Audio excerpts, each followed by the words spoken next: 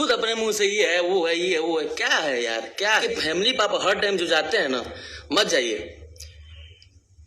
अगर आपके फैमिली के बारे में कोई बोलने लगेगा पर्सनली आगे कलाकार कोई, आपको कैसा लगेगा?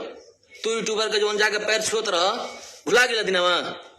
जी हाँ दोस्तों, आपको तो पता ही होगा कि भोजपुरी इंडस्ट्रीज में आजकल काफ़ी ही विवाद चल रहा है। जी हाँ दोस्तों, उसी के बीच है जो ऋतिक सिंह पवन सिंह का भाई है, जो लाइव आकर के खेसारी लाल यादव जी को रेल रहे हैं। जी हाँ दोस्तों, आपको बता दूं कि खेसारी लाल यादव जी को कह रहे हैं कि अपने घर को पहले देखो, उसके बाद किसी के घर में झांको। जी हाँ दोस्तों, आपको बता दूं कि खेसारी लाल यादव जी एक दो दिन पहले लाइव आकर के पवन सिंह के बारे में कुछ बोल दिए थे, इसीलिए ऋतिक सिंह आकर के है जो पवन सिंह का सपोर्ट में बोल रहे हैं। जी हाँ दोस्तों, अगर वीडियो अच्छा लगा तो चैनल को सब्सक्राइब कर देना, लाइक कर देना और इस वीडियो को ज़्यादा से ज़्यादा शेयर कर देना दोस्तों।